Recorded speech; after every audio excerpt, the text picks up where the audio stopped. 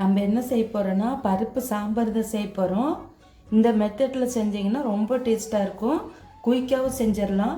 வாங்க எப்படி செய்யலான்னு பார்க்கலாம்.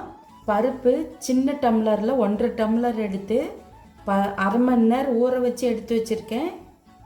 ஊற வச்சு போட்டோம்னா சீக்கிரம் குயிக்காக வெந்துக்கும். 2 கப் அளவுக்கு தண்ணி சேர்த்திருக்கேன். உங்களுக்கு எவ்வளோ சாம்பார் வேணுமோ அந்த அளவுக்கு தண்ணி சேர்த்திக்கோங்க. நம்ம ஊற வச்ச பருப்பு சேர்த்திக்கலாம்.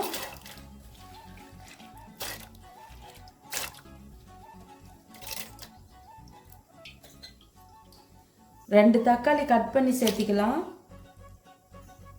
2 பச்சை மிளகாய் சேர்த்திக்கலாம். 4 பல் பூண்டு சேர்த்திக்கலாம். மஞ்சள் 1/4 ஸ்பூன் சேர்த்திக்கலாம். வெந்தய பொடி 1 ஸ்பூன் சேர்த்திக்கலாம். தேவையான அளவு உப்பு சேர்த்திக்கலாம்.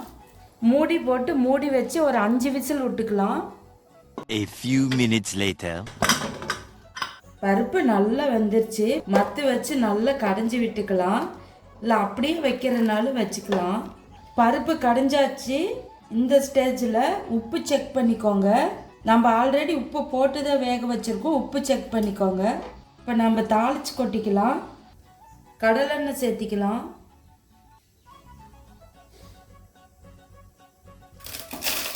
கடுகு 1 ஸ்பூன் சேர்த்திக்கலாம். கடுகு பொரிஞ்சிருச்சு. சின்ன வெங்காயம் சேர்த்திக்கலாம். ஒரு 2 வரமிளகாய் கிள்ளி போட்டுக்கலாம். கொஞ்சம் கருவேப்பிலை சேர்த்திக்கலாம். பெருங்காயத்தூள் கொஞ்சம் சேர்த்திக்கலாம்.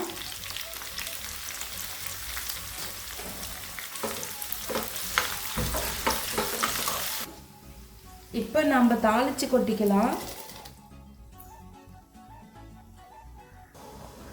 கொஞ்சமாக மல்லி இலை சேர்த்திக்கலாம். ரொம்ப டேஸ்ட்டாக இருக்கும். இந்த மாதிரி சாம்பார் வைக்கிறப்போ 10 நிமிஷத்தில் ரெடி ஆயிரும். சாதம் இட்லி தோசை கூட வச்சு சாப்பிட்றதுக்கு சும்மா அல்டிமேட்டாக இருக்கும். ஒரு முறை இந்த மாதிரி ட்ரை பண்ணி பாருங்கள். பிடிச்சிருந்தா லைக் பண்ணுங்கள், சப்ஸ்கிரைப் பண்ணுங்கள்.